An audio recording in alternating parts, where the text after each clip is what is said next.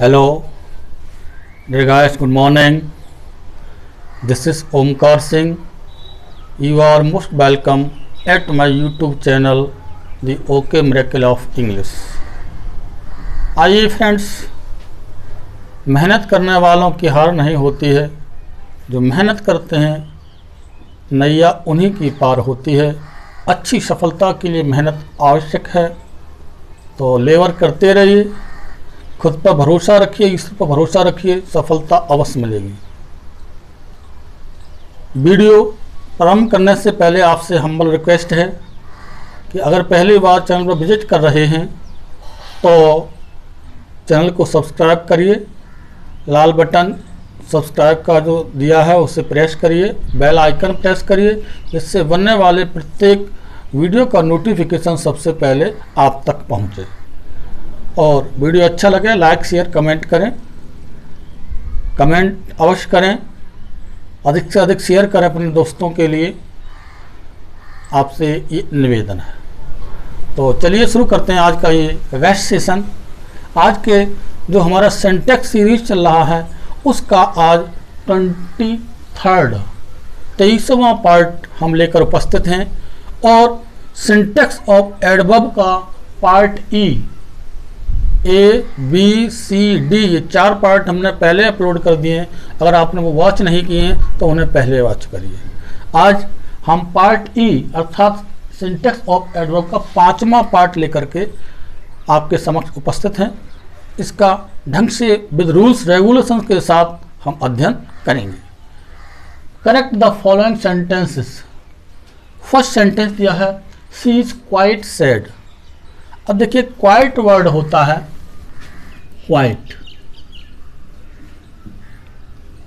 और एक होता है वेरी। क्वाइट का मतलब होता है हिंदी मीनिंग बिल्कुल,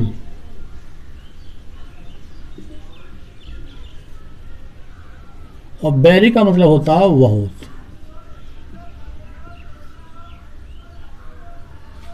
तो बिल्कुल और बहुत, तो कहने का आशा है कि वेरी के स्थान पर हम क्वाइट का यूज नहीं कर सकते और क्वाइट के स्थान पर वेरी का यूज नहीं कर सकते।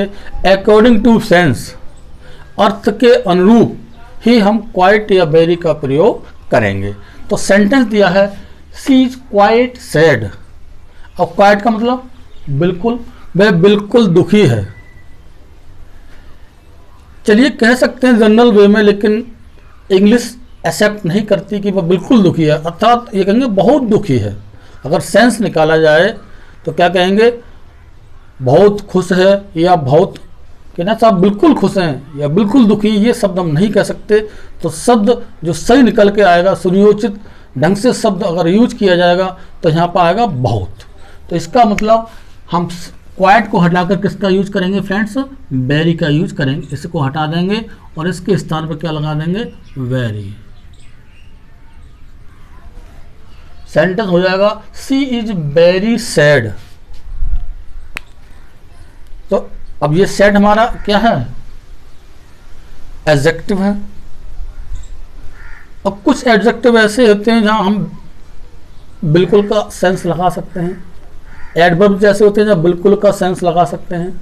लेकिन ऐसी स्थिति में जब उससे बहुत का अर्थ निकले, बहुत का सेंस निकले, तो हम क्वाइट नहीं बल्कि वेरी का प्रयोग करेंगे। सेंटेंस हमारा करेक्ट हो जाएगा। तो उम्मीद है ये सेंटेंस आपकी समझ में आ गया होगा। अब नेक्स्ट सेंटेंस हम देखते हैं। नेक्स्ट सेंटेंस दिया हुआ है I am very well now A days. Very well, बहुत वेल मतलब अच्छा हूं, बहुत ठीक हूं। अब आपको ध्यान हो कि वेल क्या हमारा एडवर्ब है। अब इसको सेंस में ले जाइए। आजकल मैं बिल्कुल ठीक हूं, कहना साहब कैसे हैं, कि साहब बिल्कुल ठीक हूं, बहुत ठीक हूं, ये उचित नहीं लगेगा। सब कैसे हैं कि बहुत ठीक हूँ, बहुत ठीक नहीं आएगा बल्कि बिल्कुल ठीक हूँ। जो अर्थ इसका सेंस सही वे में जाएगा वो होगा बिल्कुल ठीक हूँ। तो ध्यान रखिए क्या करेंगे यहाँ पर, क्वाइट वेल शब्द इसका यूज, उसके लिए वेस्ट वर्ड होगा वो क्वाइट होगा। I am quite well now A days, आजकल मैं बिल्कुल ठीक हूँ। कैसे हैं साहब? आजकल साहब बिल्कुल ठीक हैं, बहुत ठीक हैं, वो आप कह सकते हैं बहुत ठीक हैं आजकल। बहुत ठीक होना उचित वर्ड, जो सुंदर वर्ड या सेंस के अकॉर्डिंग अच्छा वर्ड भी नहीं लग रहा, तो ऐसी स्थिति में हम क्या लगाएंगे? वेरी के स्थान पर क्वाइट का प्रयोग करेंगे। तो आप ये समझिए कि वेरी के स्थान पर क्वाइट और क्वाइट के स्थान पर वेरी का प्रयोग करना ज़्यादा उचित नहीं है। कहीं एक आध जगह हो सकता है रेयर केसेस में, जहाँ सेंस में कोई डिफरेंस नहीं आए तो यहाँ पर हम क्या करेंगे? क्वाइट का यूज करेंगे, वेरी को हटा देंगे। नेक्स्ट सेंटेंस देखते हैं। She worked hardly to pass the PCS examination. अब इसके पीछे रूल डिस्कस करना हम चाहेंगे। देखिए, एक होता हार्ड और दूसरा होता हार्डली। दोनों वर्ड क्या हैं? ये एडवर्ब हैं। क्या है फ्रेंड्स? दोनों ही वर्ड हमारे क्या हैं? एडवर्ब। हार्ड भी एडवर्ब है और हार्डली भी एडवर्ब है। ध्यान दीजिए। अब इसका हिंदी मीनिंग हार्ड का मतलब होता है कठिन।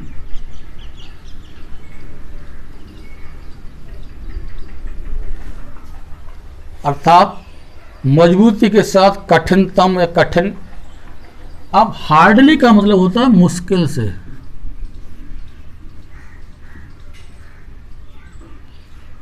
मुश्किल से अर्थात नहीं के बराबर या ना के बराबर। ना लिख दो, चलो नहीं मत लिखिए। ना के बराबर, मुश्किल से या ना के बराबर। तो अब सेंस के अकॉर्डिंग यहाँ भी आपको सेंस के आधार पर इसका यूज करना है।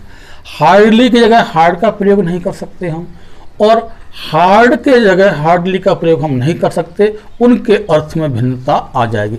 अब देखिए सेंटेंस तरफ चलते हैं। सी वर्कड हार्डली, वह मुश्किल से या ना के बराबर। अर्थ निकालिए इसका। सी वर्क परिश्रम करती थी या किया, उसने मेहनत किया, कठिन परिश्रम किया। हार्डली मुश्किल से, ना के बराबर। To pass the PCS examination, PCS examination pass करने के लिए उसने ना के बराबर परिश्रम किया या मुश्किल से परिश्रम किया। तो सेंटेंस का जो सेंस है वो क्लियर नहीं आ रहा। इसका मतलब पीसीएस एग्जामिनेशन को पास करना चाहता है कोई व्यक्ति, तो ना के बराबर एग्जाम से पास हो सकता है? It is not possible. Possible जब है कि वह कठिन परिश्रम किया उसने। अब देखिए सेंस निकल रहा है, उसने पीसीएस एग्जामिनेशन पास करने की खातिर या करने के लिए क्या किया? कठिन परिश्रम किया। तो हार्डली हटा के क्या लगा देंगे? हम हार्ड का प्रयोग कर देंगे फ्रेंड्स, जो हमारा करेक्ट हो जाएगा। तो हार्डली को क्या करेंगे? हम हटा देंगे और यहाँ पर क्या करेंगे? हार्ड का यूज कर लेंगे। तो देखिए सेंटेंस का अब अर्थ क्लियर हो जाएगा। She worked hard to pass the PCS examination, उसने पीसीएस परीक्षा पास करने के लिए कठिनतम अर्थात अत्यधिक या बहुत कठिन परिश्रम किया। ओके, सेंटेंस समझ में आ गया होगा आपके। अर्थ के अकॉर्डिंग सेंटेंस चलते हैं। चलो रूल तो खैर मानी, रूल को हम ज़्यादा महत्व नहीं देते, हम सेंस के अकॉर्डिंग सेंटेंस के हमेशा वर्ड का यूज होता है, कोई सा पार्ट ऑफ स्पीच क्यों ना हो। और देखिए नेक्स्ट सेंटेंस इसी रूल पर आधारित है। सी हार्ड वर्क्स नाउ ए डेज, सी हार्ड वर्क, वह कठिन परिश्रम करती है नाउ ए डेज।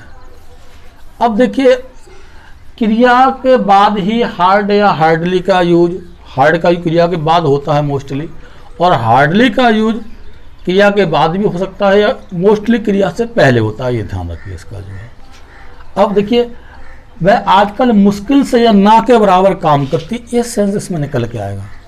अगर यहाँ होता, क्योंकि जो क्रिया है उससे पहले हार्ड शब्द नहीं करेंगे। अगर हार्ड वर्क, अगर तो नाउन हो जाएगा। हार्ड हमारा क्या हो सकता है? एडजेक्टिव का वर्क भी कर सकता है। तो अगर ऐसी करें, क्योंकि ये वर्ब है तो वर्ब की विशेषता एडजेक्टिव बता नहीं सकता, भाई वर्ब की विशेषता बताने का काम किसका है, एडवर्ब का काम है। तो ऐसी स्थिति में यहाँ पर हार्ड की जगह हमें क्या लगाना होगा फ्रेंड्स, हार्डली लगाना होगा, हार्डली। सी हार्डली वर्क्स नाउ ए डेज, वह मुश्किल से आजकल काम करती है या कर पाती है, या मुश्किल से ना के बराबर काम करती है, अर्थात काम कर रही है बड़ी मुश्किल से कर रही है। इसका मतलब हम हार्ड को हटा करके हार्डली का यूज कर दें। थोड़ी थोड़ी बस मिस्टेक्स होती है इसमें, ज़्यादा मिस्टेक नहीं होती है इतनी बड़ी, लेकिन यही बड़ी हो जाती है क्योंकि भाई अगर अंक की बात करें, अगर पॉइंट 1 में भी आप पीछे रह रहे हैं तो आपका सिलेक्शन दूर हो जाएगा, और अगर एकेडमिक एग्ज़ाम दे रहे हैं आप जनरल, तो वहाँ भी आप मेरिट से पीछे रह जाएंगे। तो इसमें बस बारीकी का ध्यान रखना है। कॉम्पिटिटिव एग्ज़ाम में तो बहुत ही एक एक पॉइंट की मारा मारी होती है सिलेक्शन के लिए लोगों का। नेक्स्ट है हरी केम लेटली यस्टरडे। अब देखिए इसके पीछे भी रूल थोड़ा से कर लेते हैं। एक वर्ड है हमारा लेट और दूसरा है लेटली, दोनों ही क्या है हमारे, एडवर्ब हैं। क्या है फ्रेंड्स, एडवर्ब माने जाते हैं। अब लेट का मतलब होता है देरी से, और इसका मतलब होता है हाल ही में, हाल ही में या अभी अभी, जस्ट नाउ भी कह सकते हैं। लेट का मतलब होता है देरी से, और लेटली का मतलब होता है हाल ही में या अभी अभी या जस्ट नाउ। रिसेंटली शब्द भी यूज होता है, रिसेंटली इसका मतलब, इसको रिसेंटली भी कहते हैं, रिसेंटली। इसका हिंदी मीनिंग वही होता है हाल ही में या अभी अभी, तुरंत, जस्ट नाउ। तो ध्यान रखिए लेट के स्थान पर लेटली का प्रयोग नहीं कर सकते। जब लेट का सेंस निकले तो हम क्या करेंगे, लेटली का प्रयोग नहीं कर सकते। अगर लेटली का सेंस निकले तो ऐसी स्थिति में हम लेट का प्रयोग नहीं कर सकते। अब देखिए सेंटेंस के अकॉर्डिंग चलते हैं, कहाँ कैसे यूज होता। हरी केम आया लेटली, हाल ही में, यस्टरडे कल। हरी कल हाल ही में कल आया, या हरी कल अभी अभी आया, अर्थ नहीं बनना। ये कहेंगे हरी कल देरी से आया, अर्थात लेट हुआ किसी कारणवश, तो उसका आगमन कैसा हुआ, देरी से हुआ। तो ऐसी स्थिति में फ्रेंड्स लेटली को हटा करके हम लेट का प्रयोग कर देंगे और हमारा सेंटेंस करेक्ट हो जाएगा। सी हरी केम लेट यस्टरडे, मतलब सेंस के आप सेंस निकालिए, सेंस के आधार पर भी लगभग मेरा मानना है अकॉर्डिंग सेंस, अर्थ के आधार पर भी ग्रामर का लगभग 60% पोर्शन हर व्यक्ति कंप्लीट कर सकता है, थोड़ा भी वैल्यू रखता है उसमें। और अगर मान लीजिए आपके रूल्स रेगुलेशन से आते हैं, सेंस भी है, तो आप 90% या 95% सॉल्यूशन दे सकते हैं। भाई 100 को हटा दीजिए, मैंने कह रहा 100 दे सकते हैं, आप 90% सॉल्यूशन दे सकते हैं। ग्रामर की बात करूँ तो अकॉर्डिंग सेंस हम शब्दों का यूज करते हैं, और अकॉर्डिंग सेंटेंस ही वर्ड का यूज होता है। उसी आधार पर वो पार्ट ऑफ स्पीच बनता है। अपने आप में वो निरा पार्ट ऑफ स्पीच सीधा सीधा नहीं कह सकते, कौन सा शब्द सीधा, वह पार्ट ऑफ स्पीच में आता है। एक शब्द आपका एडवर्ब भी हो सकता है, और वही शब्द आपका एडजेक्टिव का काम कर सकता है, नाउन का काम कर सकता है। अब ये नहीं कह सकते कि कैसी स्थिति में कौन सा शब्द यूज होता है। ये सब थोड़ी विषमताएं, हम एक दिन इसका वीडियो बनाएंगे इस पर भी, कि शब्दों का खेल है, शब्दों का खेल पर वीडियो बनाएंगे कि शब्द कैसे कैसे खेलते हैं, कैसा खेल करते हैं। देखिए नेक्स्ट है he has told a story let, उसने एक कहानी देरी से सुनाई है। अब आप समझ गए होंगे क्या यहाँ करेक्शन है, तो उम्मीद है। देखिए लेटली और मोस्टली प्रेजेंट परफेक्ट टेंस में यूज होता है, वो लेटली या रिसेंटली का यूज होता है। इसका होता है लेटली या रिसेंटली। तो हम क्या कर देंगे यहाँ पर, लेट नहीं बल्कि लेटली, हाल ही में। मतलब he has told a story lately, अभी अभी तुरंत जस्ट नाउ उसने एक कहानी सुनाई है। तो लेट के स्थान पर लेटली और लेटली के स्थान पर लेट का यूज किया है। थोड़ा सेंस भी लगा सकते हैं अगर आप चाहें, एक तुक्का वाली बात में, हालांकि तुक्का के बारे में बात नहीं करता हूँ, तुक्का तो ऑटोमेटिक मैं क्या बताऊँगा खुद लगा लेंगे आप। तो ये कह सकते हैं कि एक ज़रूरी नहीं है कि करेक्ट सेंटेंस दिया उसमें आप लेटली हटा के लेट लगा दें तो और अर्थ गलत हो जाएगा। तो यहाँ पर मैं यही कहूँगा कि तुक्का बताने होते हैं, तुक्का तो स्वयं लगा सकते हैं, तुक्का बताने का अध्यापक का उचित नहीं माना जाता है। देखिए मोस्ट इंपॉर्टेंट सेंटेंस है नीचे वाला, इसमें थोड़ा ध्यान दीजिए। मोर यू गेट, जितना तुम प्राप्त करते हो। अब मोर का मतलब अधिक,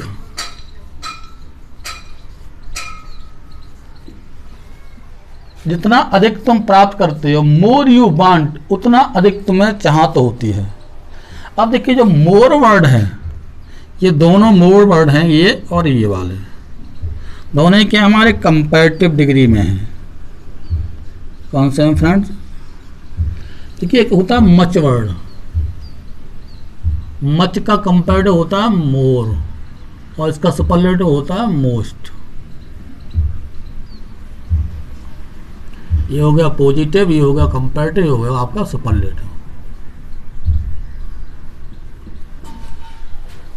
क्योंकि 3 डिग्रीज होती है हमारी, एडवर्ब का कंपैरिजन होता है, एडजेक्टिव का भी कंपैरिजन होता है। तो ये हमारा एडवर्ब है।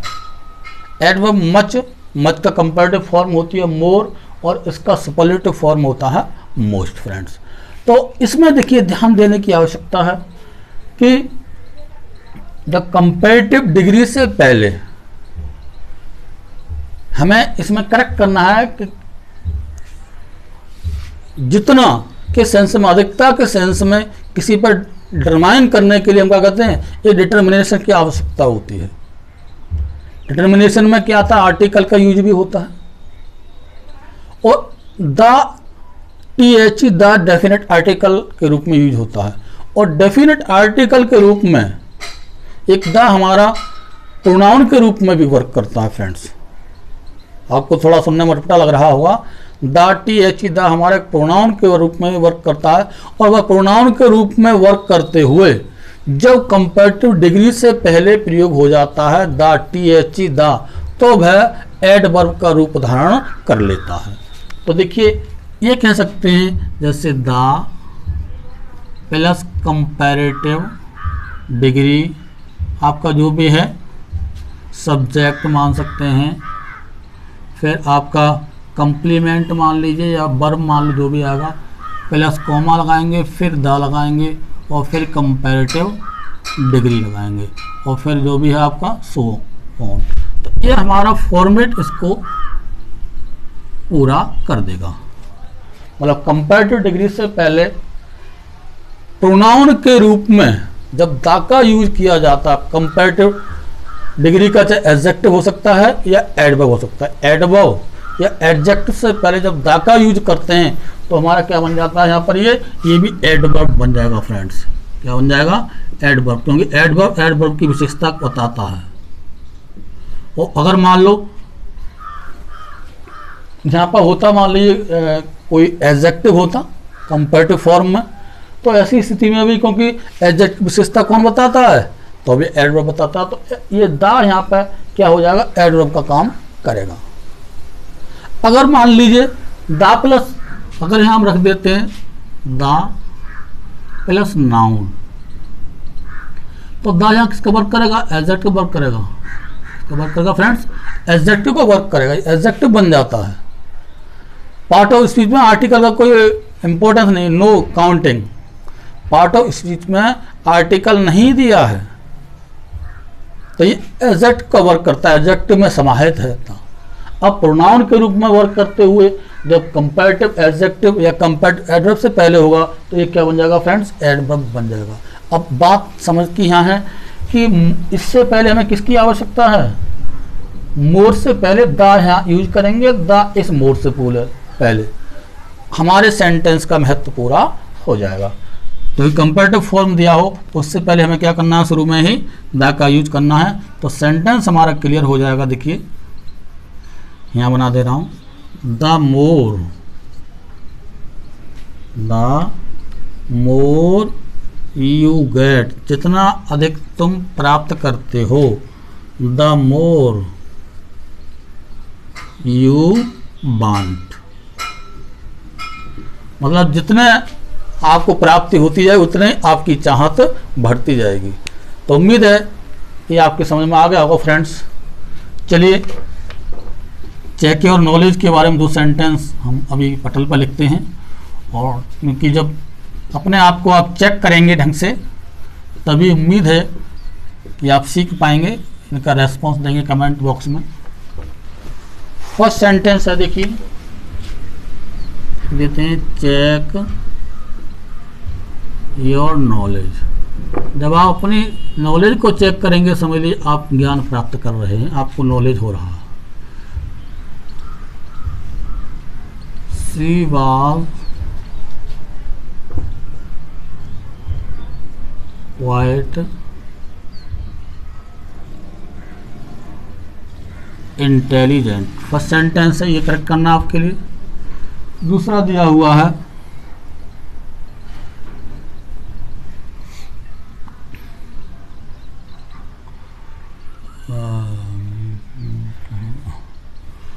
बैरी का, अच्छा,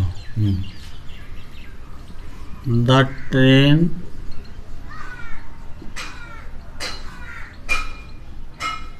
हैज रीच्ड द स्टेशन